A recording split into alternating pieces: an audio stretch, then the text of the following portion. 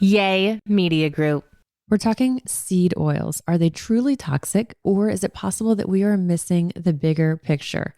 We take a balanced, science-based look beyond the hype to understand where valid concerns may lie and just how much attention these oils really deserve in the context of our overall diet, because there's more to good health than one single ingredient. A quick note before we dive into today's podcast. If you like what you hear, I would love for you to subscribe to Fueled Wellness and Nutrition, wherever you download your podcast. It would also be incredible if you take a minute to rate and review this podcast. Those things do matter and they really help us. I'm Molly Kimball. Welcome to Fueled, a wellness and nutrition podcast. I'm a registered dietitian and nutrition journalist with a passion to help people live their strongest, healthiest life possible.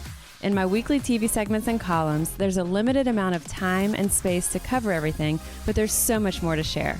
This podcast is my opportunity to dive deeper into the topics you want to know about. In this week's episode of Fueled Wellness and Nutrition, we are tackling a really hot topic. It's something that's polarizing. I think it can feel really confusing for people. We're talking about seed oils. You may have seen the heated debates on social or headlines saying that they're poison, or there's interviews with other experts that are saying, no, they're absolutely, totally harmless. There's nothing wrong with them. As is usually the case, the truth tends to land somewhere in the middle, and that is where we're going today. So here's the thing. Seed oils, these are things like soybean, corn, sunflower, safflower, canola oil. They're everywhere. They're in restaurant foods, packaged foods. A lot of us have them in our pantries at home. A lot of experts say, you know what, they're cheap. They're unsaturated fats. They're plant-based fats. They're a heart-healthy alternative to things like butter. Others, though, and this is where the issue comes in, they're saying, no, these are horrible for us. They're one of the worst things out there. They are contributing to inflammation. They're linked to chronic diseases, heart disease, obesity, cancer, and more. Part of what that is, you're going to hear us talking a lot. We're going to try to break down the science. We're going to look at what is in these oils and how is our body responding to these oils that is going to help us get to kind of that middle point. That's maybe not an all or nothing answer. It's a lot more complex than that. A lot of it really comes down to the oils themselves. And when we're talking about, I'll kind of give y'all a spoiler alert here, but when we talk about a lot of the foods that these oils are in, they're usually in a lot of the ultra processed foods that are also high in a lot of other stuff that isn't really good for us either. So when we're focusing so much on the seed oils, are we putting our time and energy into what really matters? Or is it possible that we're really missing the big picture entirely? So to help us sort through the evidence, we are joined today by a special guest. I'm really excited to welcome Dr. Mary Sko. Mary, tell us how you pronounce your last name. And you go by Sko as your kind of professional abbreviated last name. Yeah, so my last name is Skorbatakos. My father is Greek, but usually I let my patients call me Dr. Mary Sko just to keep things simple. Do you prefer Dr. Sko or Dr. Mary as we're talking? Dr. Sko is fine. Okay. I like it. So y'all, Dr. Sko, she is what we would refer to as a double doctor. She has expertise in both nutrition and disease prevention.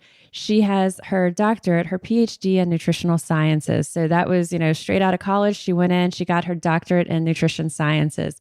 And then she also went to medical school. So she is a PhD in nutrition and also an MD physician. So that combination of physician expert and nutrition expert to really walk through this conversation with us. I actually was looking for someone who could speak kind of to both sides of this story. And I ran across an article that Dr. Sko wrote for PBS News. And I was like, this is it. This is what I'm looking for here. So Dr. Sko writes regularly for Scientific American, PBS News. She's a regular guest on radio shows throughout the country. And her research has been published in journals like the Journal of the American Medical Association, Internal Medicine, the American Journal of Preventative Medicine. And really, ultimately, she is passionate about translating nutrition science into that real world setting with us. And so am I. So I'm really excited to have you join us. I'll link to your website because you have a website, nutrition-prescriptions.com, that has a lot of just a wealth of information there too. So I'll link to that for our listeners. So talking about seed oils. Yes. This is one that when you wrote the article for PBS News, it was something that you didn't take lightly. You and I both know that there's a lot of, it's a hot debate around it.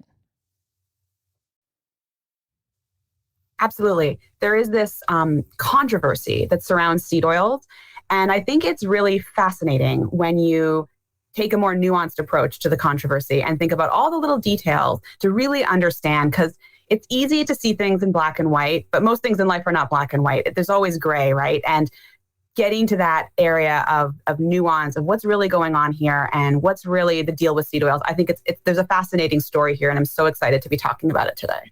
One thing I would say to our listeners is we're going to break down the conversation bit by bit on a lot of the kind of the points that are raised. And Dr. Sco and I both feel that, when you look at both sides, we see it that, the vocal group on social media that's telling us that seed oils are killing us a lot of times is really strong that way. But then when you're looking at a lot of the mainstream media, as you said, Dr. Sco, or mainstream health professionals, even there's just a pushback. Like, nope, that's not true. There's nothing to that. But there actually are pieces of it that, as I started to look, I get media pitches all the time from different products or groups or things, and so I had gotten a media pitch from several different companies, agencies, about this one particular company that wants to do seed oil free certifications on products. And so I said, you know what? Send me what your information is. Like, what is the basis of where the concern is coming from this? Because I wanted to understand everything that they're saying. And what I got back was really lengthy. It was really thorough.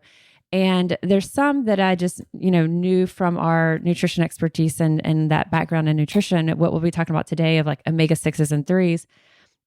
And I was really, as I was reading through it, the concern's not for nothing. There are some valid concerns there. So what Dr. Sco and I will be talking about today is, what are these concerns? How relevant are they? And how much focus and attention do we want to put on these, or do we need to put on these? And how can we make sure that this isn't just a distraction from other things that matter more? So start out with, like, when we're talking about seed oils, how do we define seed oils? What are they? The term seed oils is a very broad term, and it refers to a bunch of different types of oils that you can either buy from the grocery store or that you would find in the ingredient list of various processed foods. Things like canola oil, corn oil, soybean oil, cottonseed oil, grapeseed oil, sunflower oil, and safflower oil are some of the most commonly consumed seed oils. And what defines seed oils is where the oil actually comes from. And as the name suggests, it comes from the seeds of plants. That's unique from where other types of fat come from. Some fats come from animals, right? Animal fats, saturated fats come from there. Some fats come from fruits like olive oil and coconut oil. It's that fruit of that plant is where the oil is actually coming from. But what's unique about seed oils and what distinguishes them from other types of dietary fat is that they're very high in this particular type of fatty acid, which is called omega-6 fatty acids. Now, normally when I lecture and I show this, I have this concept I like to give called the dietary fat family tree. And it's basically a family tree of all the different types of oils and fats and how they're related to one another. And what you can really see nice visually, and it's a little harder to describe on a podcast, is that omega-6s are just this unique category that, it's distinct from animal fats. It's the antithesis of the omega-3s, but it's this one aspect of dietary fats that has just really exploded in our diets in the last 100 years and has become a mainstay of the American diet. So when we look at seed oils, the canola, corn, soybean, those are, again, some of the ones that we would see. I think, people think about just vegetable oil or that old school Wesson oil that people, that we see on shelves. Those are going to be your seed oils. And unlike I think about like avocado oil is like the flesh of that fruit is being pressed and we're getting the oil there. And in this case, it's the seeds. And so starting even where some of the concern comes with seed oils is, and I'll kind of speak from my food science space in my brain right now, is how they're extracted. And so like Dr. Sco said, when if you think about olive oil and you look at a bottle of olive oil, you'll often see Extra virgin, yes, but there's cold pressed and there's first cold pressed. And that's exactly what it sounds like. There's no heat. It's the first press. It's the purest. It's the highest antioxidants. It's really good, high quality oil. Also, the as you go further down kind of the quality chain with olive oil, there's something called pomace oil, POMACE, and it's kind of the junk of it. And there's chemicals and there's solvents that are added to kind of get every last bit out of it. With the seed oils, that same thing can happen there. There can be grapeseed oil that is pressed grapeseed oil that is really pure, really high quality. It's also very expensive. And then there's just cheap, low quality soybean oil or canola or corn oil that are solvents and chemicals are used in this. So part of the concern is, oh, well, there's chemicals used to extract it. Well, there's also chemical used in other things. And while those solvents can be very toxic, they are also evaporated out of it. And they're, said to have like such trace amounts. And of course, the food industry should be held to having such trace amounts of these. So the fact of, well, they're chemically processed or chemically extracted with these solvents, that's less concerning to me or less unique to just seed oils, because unfortunately that is just a practice across. So just kind of jumping in on that, and I'll kind of go point by point on some of these, and Dr. Sco will also hit some of these others, but that's one of the concerns. And I would say it's not great, but it also doesn't really make it that different from what a lot of other oils are. The other thing I'll say is this kind of gets political, but talk to us. Share first about how seed oils, like why is this conversation so big now? Because, there was a time that these weren't really prevalent in our diet, but now they're really in so many different foods. Why the change? Yeah, the history of seed oils is really fascinating, and it's a really interesting story because they are this relatively modern addition to the human diet. 100 years ago, and for most of American history, people ate saturated fats. Those were animal fats. That was what our diets were comprised of. It was only in the last century that these seed oils entered our food supply at these unprecedented levels. And it all started in 1888 with the invention of the first mechanical screw press. So as you can imagine, seeds are very small. So if you want to extract oil from seeds by hand, it's very onerous. It takes a lot of effort. But the invention of the first continuous mechanical screw press enabled humans to extract oil from seeds that was never before possible. This is where, and I do not at all consider myself a conspiracy theorist. I really, truly do not. But this is where some of it kind of starts to sound that way a little bit, because things like soybean oil, when you look at what are the crops that are subsidized, where farmers are receiving funding from the government. So these things are cheap. So corn oil, soybean oil, these are very inexpensive oils. And this is why if you go to the grocery store, you see the Wesson or the vegetable oil, the container that might cost you $4, if that was that olive oil, that high quality olive oil we were talking about, that might be $15 or $20 or more. And so part of, the ability to access these oils is one thing that really made them start to become much more prevalent in our diets. The ability to produce these oils, the ability for food makers to have access to them in quantities that we never had before. And now we've made them so cheap for food makers because they are subsidized. These crops are just these commodity crops that are so inexpensive. So there's all of this kind of plays into, okay, like Dr. Sco said, now we can make them and now they're super cheap. And so they're entering our diet. And so from there, we would say not only did they enter our diet in these or enter the food supply, our consumption of these has just exponentially increased.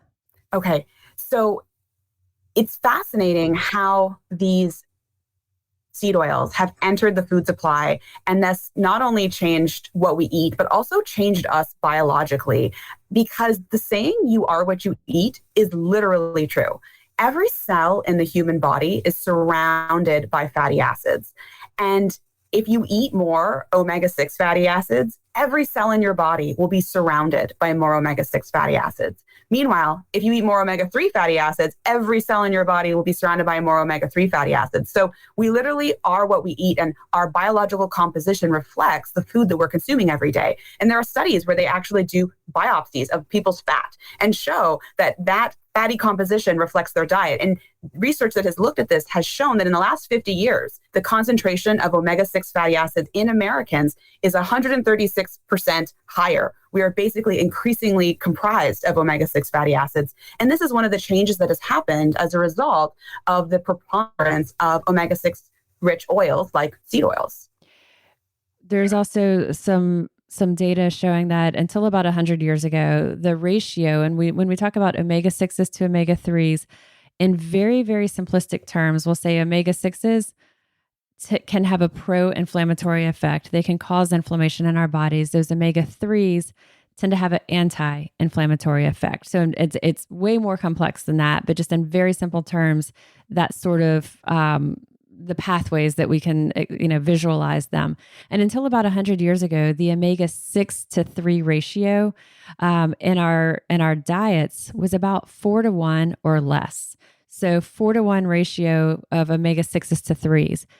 Now that omega-6 to 3 ratio is at least 20-to-1 with omega-6s. So that would mean at least 5 times more just as studies are looking at just what's in the food supply and in what we're consuming. And so what Dr. Sco is saying is not only are we seeing that really increase from a 4-to-1 to a 20-to-1 ratio of 6s to 3s in their food supply, biopsies are showing that this is also what's happening in our body, that our fat tissues are reflecting this increase. Absolutely. It's fascinating how a technological change becomes a food supply change, becomes a biological change in human beings. And so whether the numbers are 15 times more omega-3 6s than 3s or 20 times, the idea is it's a lot more. And tell us why does that matter? And so this is the part where when we said, hey, there is some validity to these concerns, but right now is the time I also want to tell our listeners, you don't need to sound your panic alarm.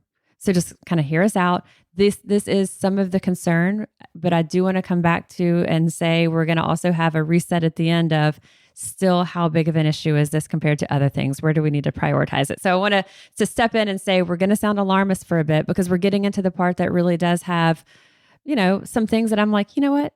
There is something to that. So when we have such an extreme imbalance of 6s to 3s, omega-6s to 3s in our bodies, why the concern?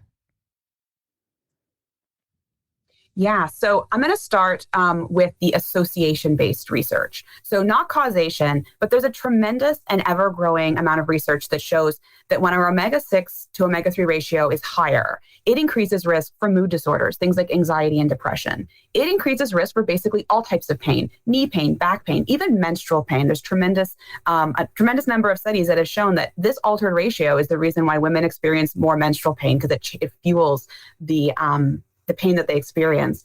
Even things like preterm birth are affected by the omega-6 to omega-3 ratio because having those pro-inflammatory omega-6s readily available makes it easier for that uterus to start contracting and for a woman to go into labor.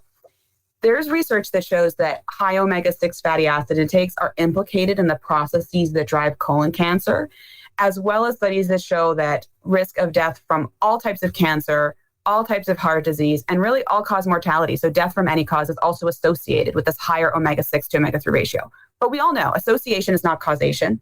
These are areas of research that are going to continue to be explored, and we're going to learn more and more with time.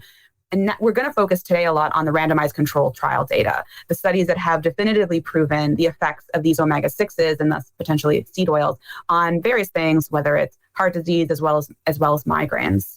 We should also, really point out that when we're talking about the influence of these omega-6s, which they're linoleic acids, but we will just refer to them as omega-6s, the idea that these can be converted into these pro-inflammatory compounds is part of what's at the root of a lot of these issues that Dr. Sco is sharing.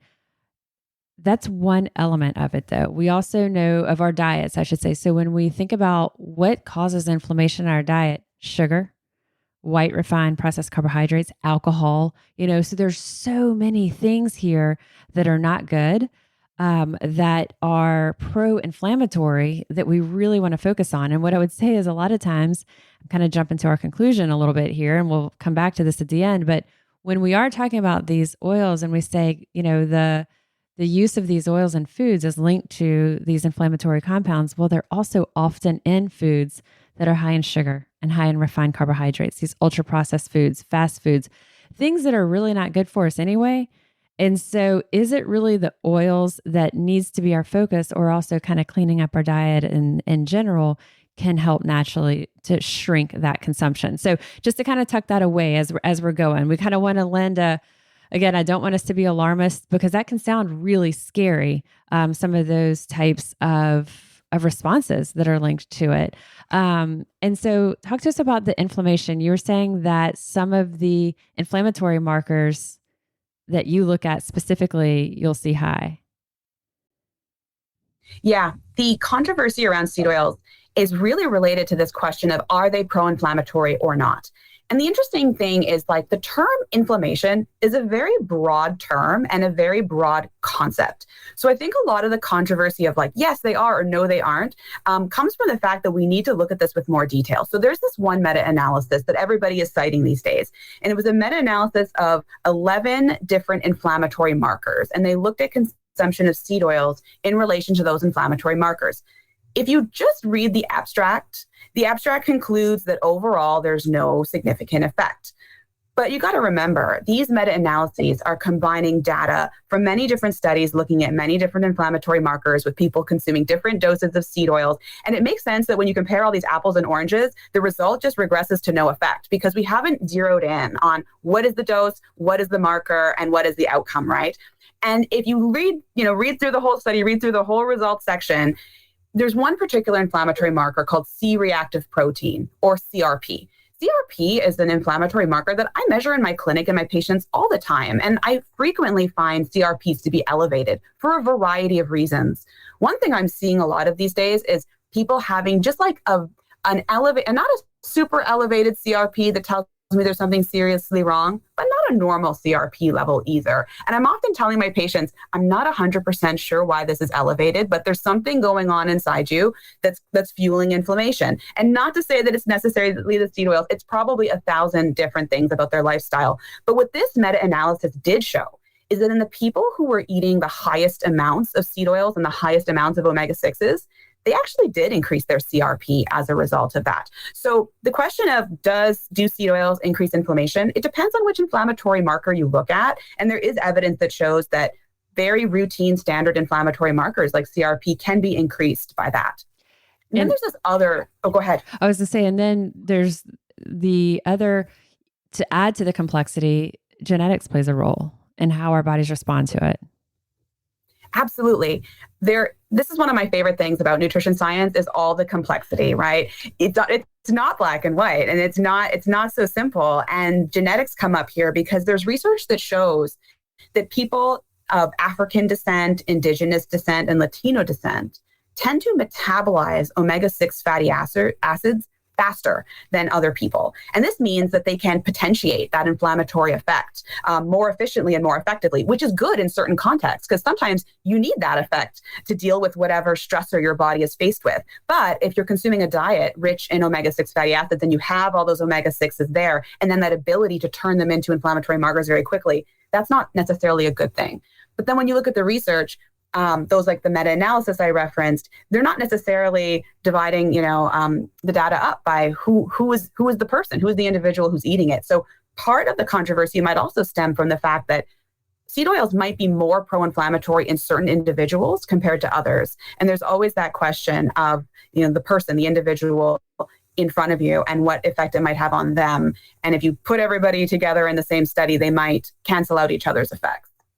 There's also the other layer of not all seed oils are the same in their omega-6 concentration. And so talk to us about that too, because there's a huge amount of variation between how much omega-6s is in these oils and then also their ratio of 6s to 3s within these oils.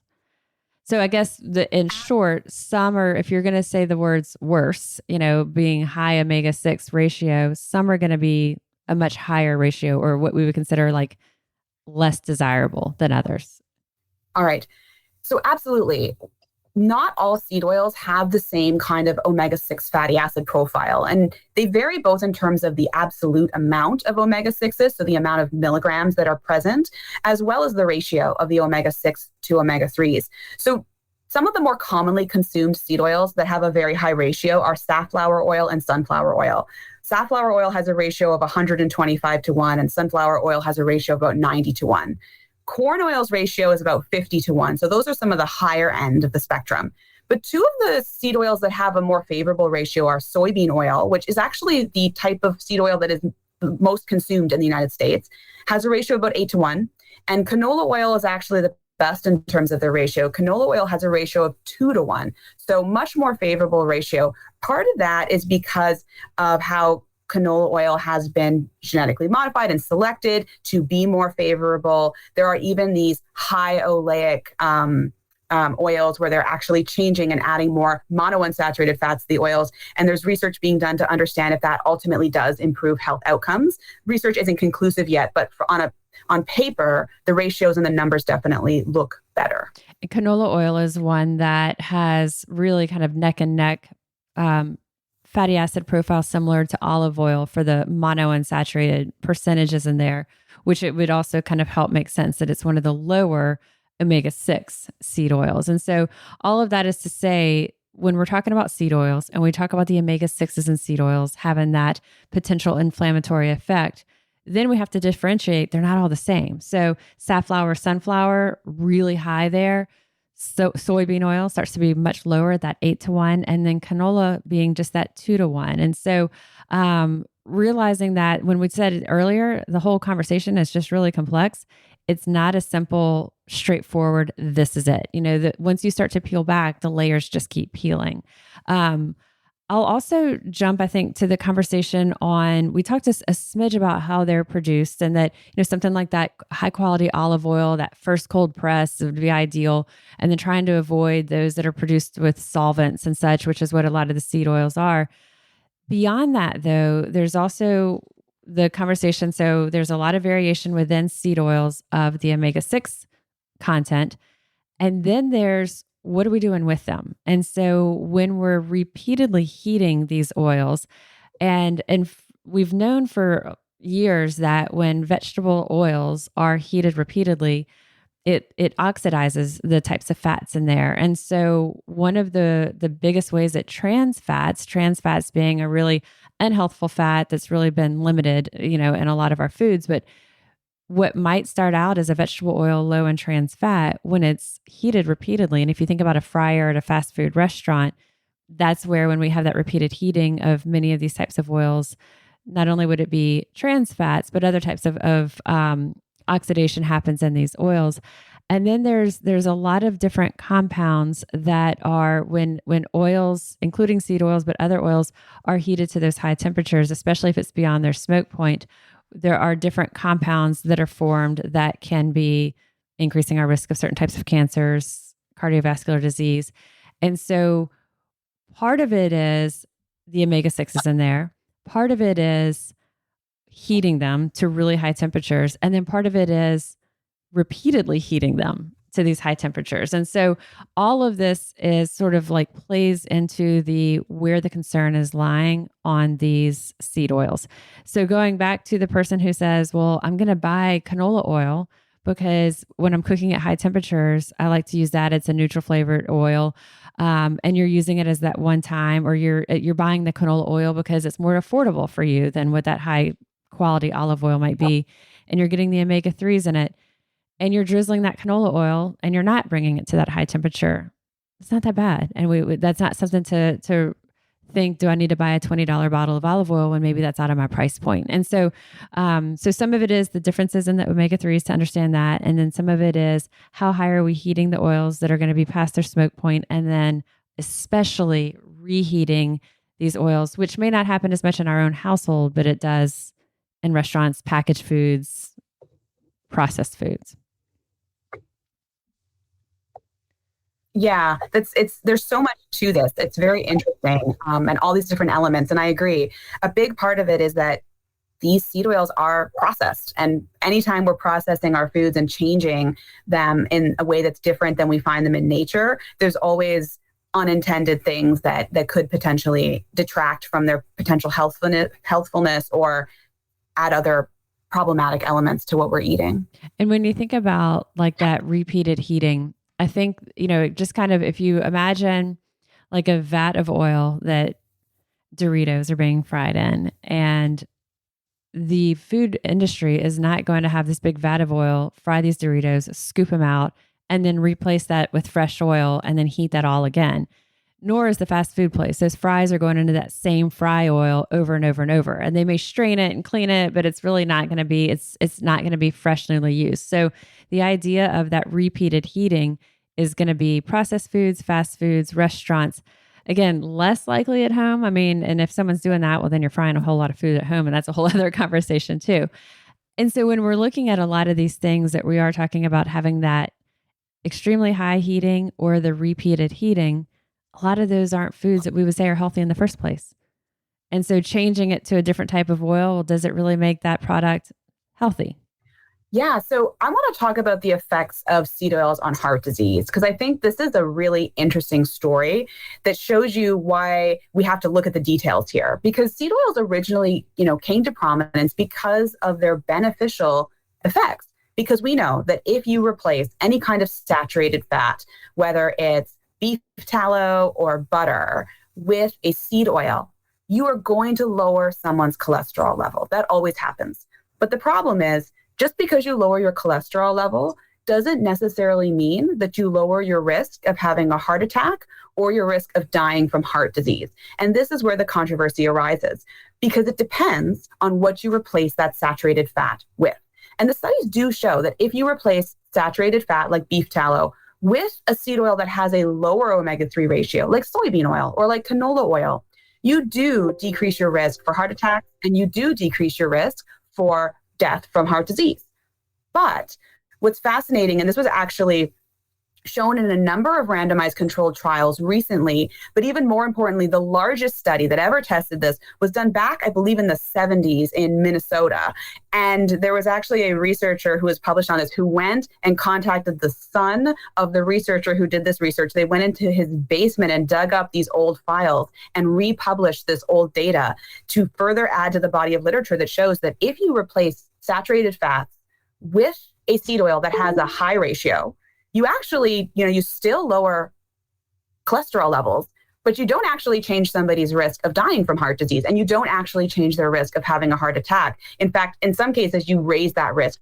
So we're looking at the omega-6 imbalance and its connection with inflammation. We're looking at the potential effect on heart disease there. But again, not such a cut and dry conversation when we're looking at types of fats and the markers that we're going to measure, whether it's LDL or others. And then beyond the markers, what's the actual impact on cardiovascular risk? So again, as we keep saying, not a simple answer, the more that we're peeling it back, there's more and more layers to explore there.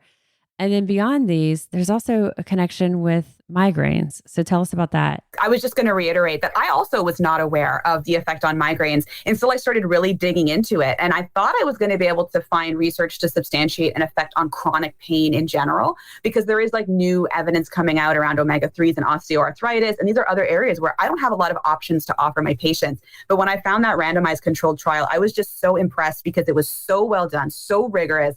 And it's a randomized controlled trial. Like, it's not even an association. It's a proven effect of that diet. One important thing to realize, though, is that the effects are seen slowly. So it's not like you change your diet today, you have fewer migraines next week. It takes time to turn over our cells and to change our fatty acid composition.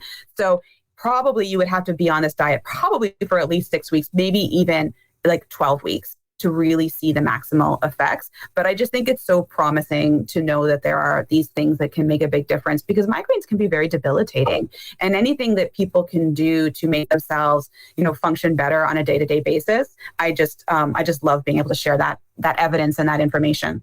And as we're talking about studies on seed oils, and we, again, reminding our listeners within that conversation of seed oils, there's a huge variation on the omega-6 concentration in these. But there's there's very few randomized controlled trials that we can look at over the years. So I think that's really important to know. A lot of studies are correlation. A lot of the studies that are out there are on self-reported data. And when you think about, well, gosh, if you were asked what was yesterday, how much are you accurately remembering yesterday as far as everything that you ate through the day? So when it's based on someone's self-reported data, food frequency type questionnaires, that becomes, we're able to we're able to look at that as there's an association there perhaps, or there's that correlation there. But as far as having really stringent, large, randomized controlled trials, tell us about that. There's just not a lot there that I'm aware of. Yeah. So absolutely. For heart disease, I would say we have the trials, and some have been literally, as I mentioned earlier, like dug up from the basement of large trials done 40 years ago or so and reanalyzed today. So for heart disease, I think the evidence is there. But for 40 years migraines, the ago, evidence like still really old trials that are now being revisited, but it's just there hasn't been a lot of recent big studies done. Yeah, and that's the struggle with nutrition science that never goes away, which is like, who's going to pay for the research, right? And it's just hard to fund because a large trial is a very expensive endeavor. And if you want a good answer, you need to do a large trial. And that's part of the reason why they're digging up this old data, because it was done so well. Like, it was done so well that it was worth reanalyzing it and adding it to our current knowledge base. And the topics that anyone is going to study is going to be a product of what they can get funding for. So it's tricky. We're always limited by that. Yeah. So kind of taking note of all of these pieces, and then we say, okay, well, these are the things that we know through the data that we have now. This is from the reports, from the data, from the research. What we've shared with y'all is sort of a point by point. There's a lot more than what we've covered here, but these are some of the bigger concerns being brought up. And then when we open it up a little bit, what is the real basis for this, and how much of this is a legitimate concern? I think it's really important for mainstream media, for mainstream health professionals, not to just be completely dismissive of this. I think realizing that there is something to this. It's not just completely out of left field. But the bigger thing is also how much priority and weight does this need to be given at risk of overshadowing bigger priorities. I couldn't agree more. When I think about the seed oil controversy, I think that the real issue and the real problem that we can address that will really improve people's health is the bigger question of, are we eating too much processed food? And the answer is yes, right? We're eating too much processed food. That's where we're getting the omega-6 fatty acids and the seed oils from. But even if we took the omega-6 fatty acids and the seed oils out of the processed foods, they would still be processed foods, and we would still be, it would still be a non-ideal dietary choice. So everybody needs to eat less processed foods. And if we eat less processed foods, we're going to consume less seed oils, and we're going to take care of the issue indirectly. The other important thing is everybody needs to eat fewer fried foods, right? That's where a lot of the omega-6s are coming from. And those are not healthy foods to begin with. So the question of what the food is fried in, to me, is secondary to the question of that whether you're eating fried food in the first place. Then when it comes to specific groups. Yeah. So when we're talking about reducing those processed foods, I mean, going back to these Doritos, you replace a seed oil with, pick it. If you wanted to say an olive oil, or you're on the beef tallow camp, you still are looking at something that is basically just corn flour. There's multiple types of artificial food dyes in there. There's multiple types of preservatives in there. And the same is going to go for when we're talking about, fried foods at fast food places. All of this is, if you look at your fast food French fries, the ingredients, not just potatoes and oil, there's all types of other ingredients in there too. So in the context of where do we look at our priorities, the processed foods, and specifically the ultra processed foods, really make sense for so many reasons. When we look at inflammation, when we look at our glucose control, our risk for things like type 2 diabetes, the risk for certain types of cancer, the ultra processed foods there, mood, anxiety, all of these things that we know every week. I feel like there's new reports that are linking ultra processed foods to these things that we are struggling with so much. I'm going to be on my soapbox for a minute, y'all. When I see it in even our healthcare system, it is, hey, we had a big new rollout of a big initiative. Everybody's been super stressed. People are working double time. Like, let's give them donuts, And so when people are like at their really most stressed time, what do we do? It's ice cream day, it's donut day. And we're really just fueling the anxiety, the mood. And so when we're looking at what are the things that across the board our communities are struggling with, a lot of that is at the root of it is ultra processed foods. And I'll have friends that are sharing with me a lot that they're going through, and they're taking all these different types of medications, but what they're putting into their body is almost entirely packaged, processed, fast foods. And at that point, what are we even starting with as that core of our foundation? And how much, kind of even going back to the migraine conversation, when that's at the root of what we're putting into our bodies, we're really fighting against any medications that we are trying to take, So I think that to me is really kind of at a central part of the conversation, and the oils can be a little bit of a sideshow. I absolutely agree with that. We have to kind of keep our eye on the big picture.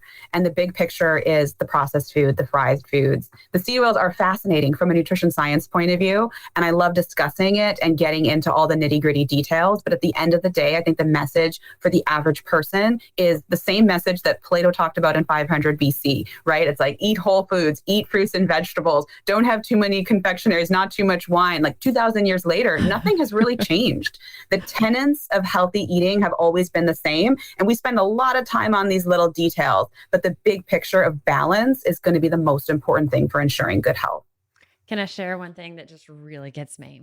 There's different, there are people on social media who have their platforms. And I think we probably should have started out by saying this too. When you are listening or following someone for wellness guidance, what are their credentials? Dr. Sco, as we said, is an MD. She's a physician. She's also has her PhD in nutrition sciences.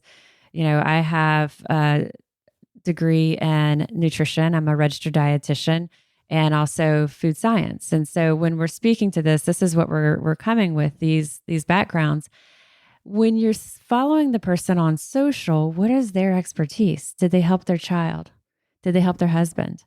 They're an expert maybe in that person, but does that make them an expert in guiding our health? And so one of the things that just always gets me is, some of these folks that have a social media platform and they're having the conversation with their followers about seed oils as they're swirling their glass of wine, like just having this conversation, or their cocktail.